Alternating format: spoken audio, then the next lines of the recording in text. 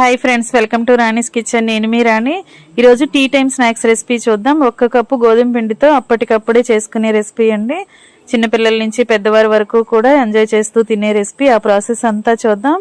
వీడియోని ఫస్ట్ నుంచి లాస్ట్ వరకు చూడండి, మధ్య మధ్యలో స్కిప్ చేయకుండా చూడండి. ప్రాసెస్ అంతా చాలా ఈజీ అండి. గోధుమ పిండి ఫ్లవర్స్ అంటాం, టీ టైమ్ స్నాక్స్ అంటాం.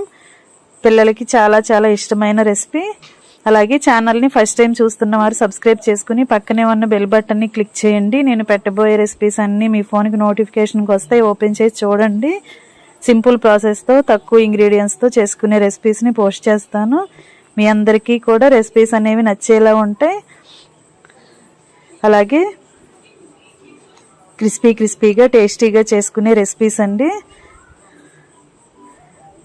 చిన్నపిల్లలే కాకుండా పెద్దవారు కూడా ఎంజాయ్ చేస్తూ తినొచ్చు.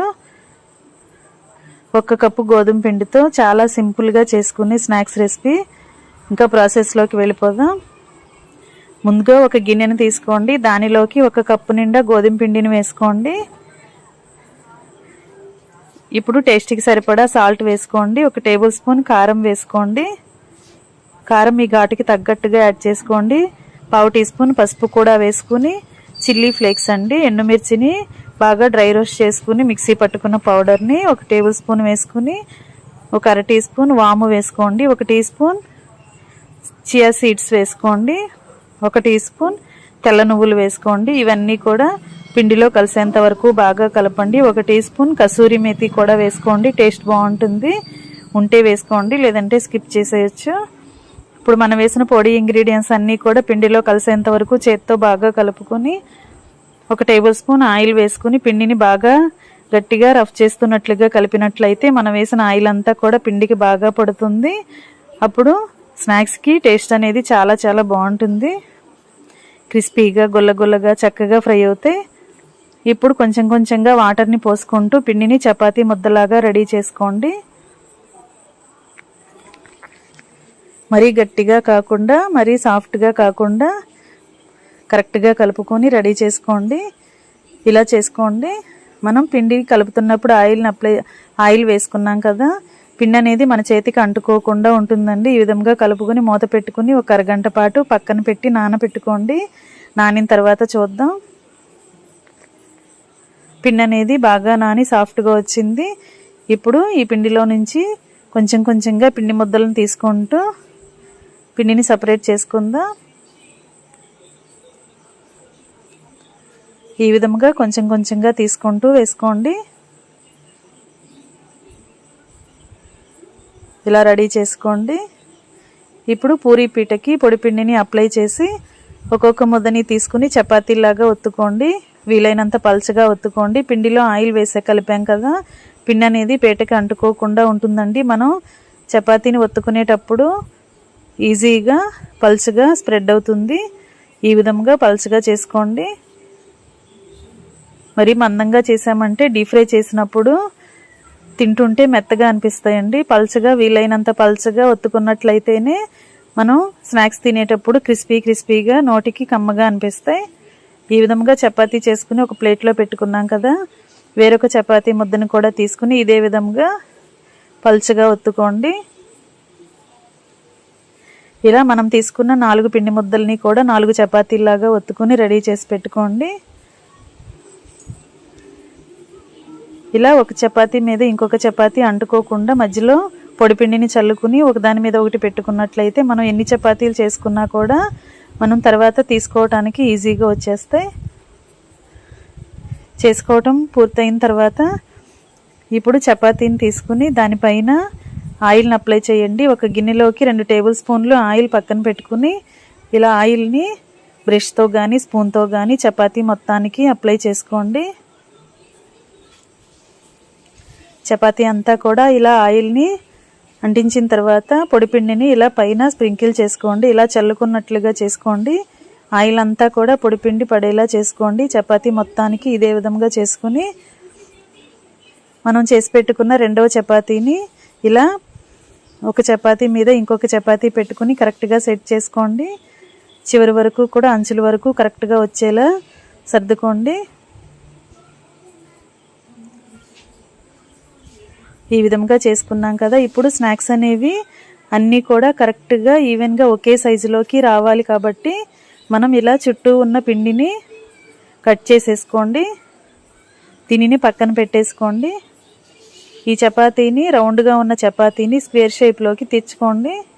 ఇలా 4 మూలలా కూడా కట్ చేసుకున్నట్లయితే చపాతీ అనేది కరెక్ట్గా మనం కట్ చేసుకోవటానికి కరెక్ట్ షేప్లోకి వస్తుంది. ఫ్లవర్స్ చేసుకోవటానికి కరెక్ట్గా వస్తుంది. ఈ విధంగా 4 మూలలా కూడా కట్ చేసి తీసుకోండి. అలా కట్ చేసుకున్న ఎక్సెస్ పిండిని కూడా బాల్ లాగా చేసుకుని వేరొక చపాతీ చేసుకోండి. ఇలా చుట్టూ అంచుల్ని కట్ చేసిన ముక్కలన్నీ కూడా వేరొక చపాతీ లాగా చేసుకుని ఇదే విధంగా ప్రాసెస్ని చేసుకోండి. ఇప్పుడు నేను చూపించే విధంగా మీకు కావలసిన సైజులో నిలువుగా అడ్డంగా ఇలా కట్ చేసుకున్నట్లయితే పీసులు అనేవి కరెక్ట్ షేప్లోకి వస్తాయి, సైజులోకి వస్తాయి.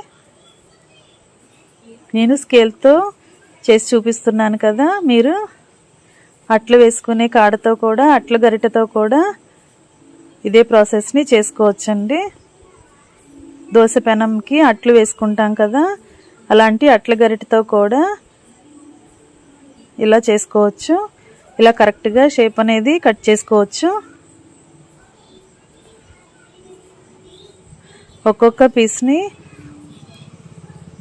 సమానంగా అన్ని పీసులు కూడా ఒకేలా వచ్చేలా ఇలా సమానంగా కట్ చేసి తీసుకున్నామంటే మనం చేసుకోబోయే ఫ్లవర్స్ అన్నీ కూడా ఒకే సైజులోకి వస్తాయి. అప్పుడు డీప్ ఫ్రై చేస్తున్నప్పుడు అన్నీ కరెక్ట్గా ఫ్రై అవుతాయి.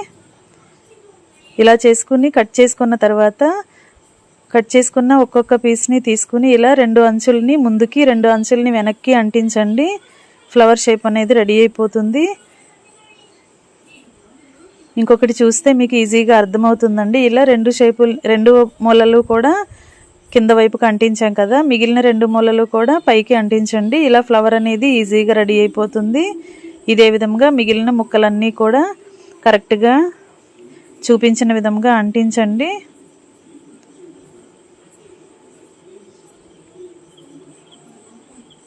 ఈ ప్రాసెస్ అనేది చాలా సింపుల్ అండి, అప్పటికప్పుడే చేసుకోవచ్చు. కొత్తగా వంట నేర్చుకునే పిల్లలైనా కూడా ఈజీగా 1 కప్పు గోధుమ పిండితో అప్పటికప్పుడే చేసుకునే టీ టైం స్నాక్స్ రెసిపీ. చిన్నపిల్లలు పెద్దవారు అందరూ ఎంజాయ్ చేస్తూ తినే రెసిపీ అండి. ఇలా మొత్తం అన్నీ కూడా మనం కట్ చేసి తీసుకున్న పీసులన్నీ కూడా ఒక్కొక్క పీస్ని ఒక్కొక్క ఫ్లవర్ లాగా ఇలా మడత పెట్టి అంటించుకోండి. ఇవన్నీ కూడా రెడీ చేసి ప్లేట్లో పెట్టుకున్నాం కదా. ఇప్పుడు కళాయి తీసుకుని డీప్ ఫ్రైకి సరిపడా ఆయిల్ పోసుకుని కళాయిని స్టవ్ మీద పెట్టుకుని ఆయిల్ని కాగించిన తర్వాత ఫ్లేమ్ని మీడియంలోకి తగ్గించుకుని మనం చేసి పెట్టుకున్న ఫ్లవర్స్ని, గోధుమ పిండి ఫ్లవర్స్ని ఆయిల్కి పట్టినన్ని వేసుకోండి.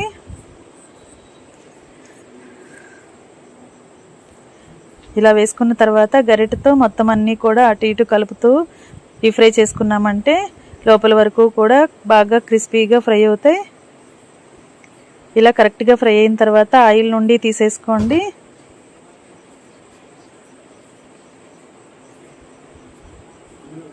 ఆయిల్ కూడా ఎక్కువగా పీల్చుకోదండి. గోధుమ పిండితో చేసాం కదా, చాలా హెల్దీ అయిన టీ టైం స్నాక్స్ రెసిపీ. చిన్నపిల్లలకి చక్కగా ఇలా చేసి పెట్టారంటే వారు ఎంజాయ్ చేస్తూ సరదాగా తింటారు. ఆయిల్కి పట్టినన్ని మిగిలినవి కూడా వేసేసుకుని కరెక్ట్గా డీప్ ఫ్రై చేసుకోండి. గరిటెతో కలుపుతూ ఫ్రై చేసుకున్నామంటే అన్ని వైపులా కూడా ఈవెన్గా ఫ్రై అవుతాయి. ప్రతి ఒక్కటి కూడా కరెక్ట్గా ఫ్రై అవుతుంది. క్రిస్పీగా టేస్టీగా చాలా కమ్మగా ఉండే గోధుమ పిండి ఫ్లవర్స్ రెడీ అయిపోయాయి. వేడివేడిగా ఈ ఫ్లవర్స్ని సర్వింగ్ ప్లేట్లోకి తీసుకుని ఫ్యామిలీకి సర్వ్ చేసుకోవటమే.